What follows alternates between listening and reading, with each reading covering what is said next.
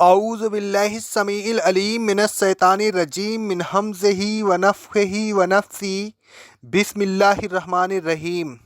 سورہ المائدہ کی آیت نمبر 4 اور 5 کی تفسیر چل رہی ہے۔ اگر غیر شدھائے شکاری جانور سے شکار کرے اور شکار مر چکا ہو اسے نہ کھائیں، اگر شکار زندہ مل جائے تو اسے ذبح کر کے کھانا حلال ہے۔ صحیح بخاری کی حدیث ہے، جو شکار تم غیر شدھائے ہوئے کتے سے کرو تو اگر تم اس شکار کو زندہ پاؤ اور تمہیں اس کے ذبح کرنے کا موقع مل جائے تو ذبح کر کے اسے کھا سکتے ہو۔ اگر تیر سے شکار کریں تو بسم اللہ کہہ کر تیر چھوڑیں۔ رسول اللہ صلی اللہ علیہ وسلم فرماتے ہیں، صحیح مسلم کی حدیث ہے، جب تم اپنا تیر چھوڑو تو بسم اللہ کہو۔ اگر بے پروں کا تیر ہو اور وہ تیر شکار کو زخمی کر دے تو اس شکار کو کھا لیں۔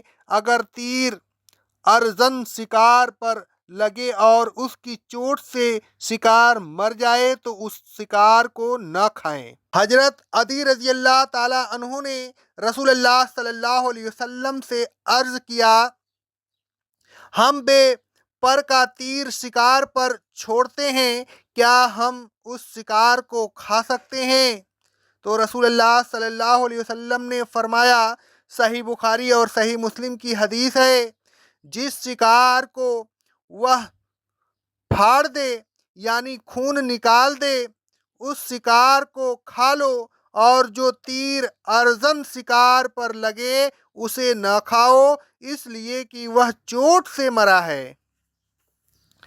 اگر تیر لگنے کے بعد شکار غائب ہو جائے تو جب وہ ملے اور تیر کے علاوہ اس کے جسم پر کسی اور چیز کا نشان نہ ہو تو اگر چاہیں تو اسے کھا لیں، بشرطے کہ وہ شکار سڑا نہ ہو۔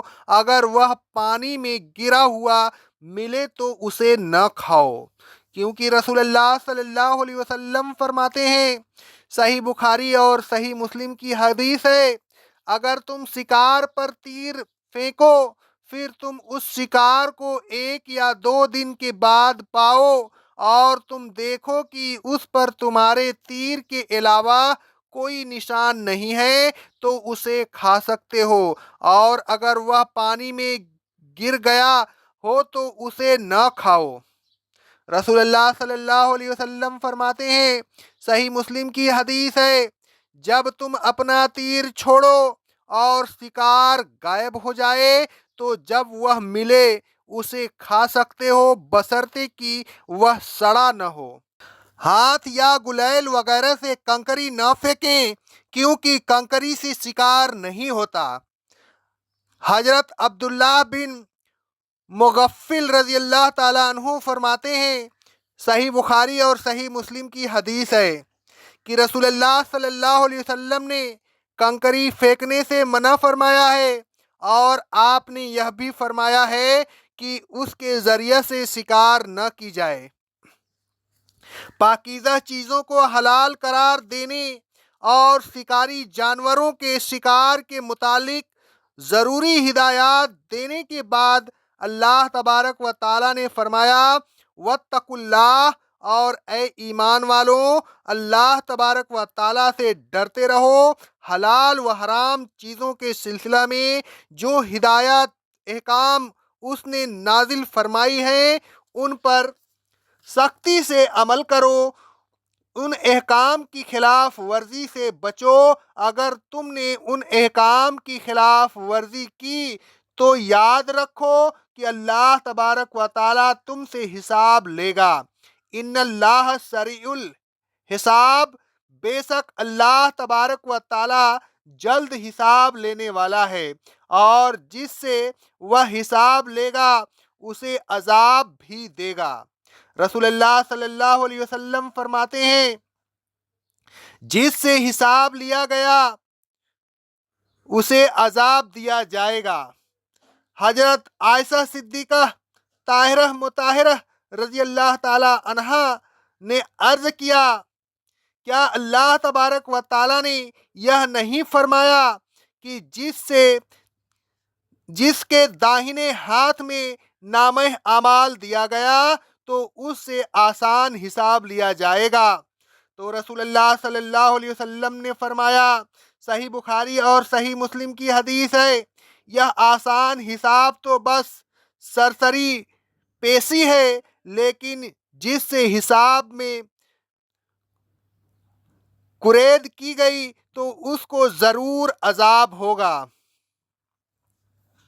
آگے فرمایا، الیوم احل لکم الطیبات وطعام الذین اوتوا الکتاب حل لکم وطعامکم حل لہم۔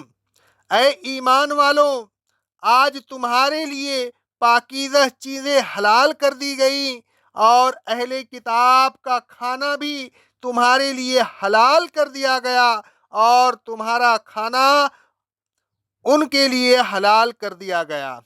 اہل کتاب کا کھانا مسلمین کے لیے حلال کر دیا گیا، اس میں وہی کھانے آ سکتے ہیں جو اسلام میں حلال ہیں۔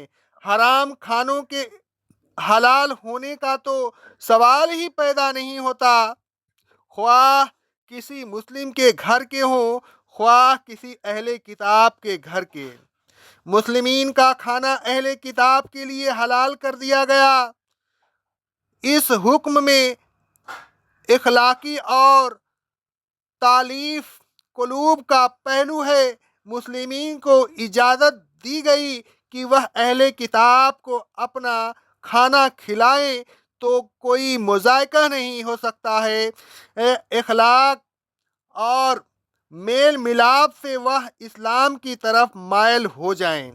آگے اللہ رب العالمین فرمایا، والمحصنات من المؤمنات، اور اے ایمان والو، تمہارے لیے پاک دامن مومن عورتیں حلال کر دی گئی ہیں، تم اس سے نکاح کر سکتے ہو۔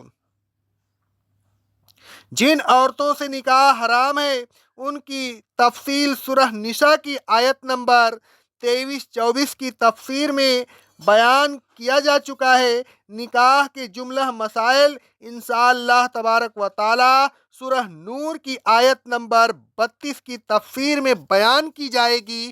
آگے اللہ رب العالمین فرماتا ہے، والمحصنات من الذین اوتوا الکتاب من قبلکم، اور اے ایمان والو، جن لوگوں کو تم سے پہلے کتاب دی گئی یعنی یہود اور نصارہ، ان کی پاک دامن عورتیں بھی تم پر حلال کر دی گئی ہیں، تم ان سے بھی اگر چاہو تو نکاح کر سکتے ہو۔ یہ حکم اخلاقی اور تبلیغی پہلو اپنے اندر رکھتا ہے۔ ہو سکتا ہے کہ وہ عورت اور اس کے عزیز و اقارب اسلام کو قریب سے دیکھیں اور ایمان کی دولت سے مالا مال ہو جائیں۔ آگے اللہ رب العالمین فرماتا ہے، اذا آتیتموہن اجورہن، پاک دامن مومن عورتیں اور پاک دامن اہل کتاب کی عورتیں تم پر صرف اسی صورت میں حلال ہیں کہ تم ان سے مہر ان کو ادا کرو۔ اس آیت سے معلوم ہوتا ہے کہ مہر کی ادائیگی بہت ضروری ہے، اس کی ادائیگی سے غفلت برتنا اچھا نہیں۔ اس آیت سے یہ بھی معلوم ہوا کہ نہ صرف مومن عورتوں کو مہر دینا ضروری ہے بلکہ اہل کتاب کی عورتوں کو بھی مہر دینا ضروری ہے۔ اقول قولی ھذا، استغفر اللہ، استغفر اللہ، استغفر اللہ۔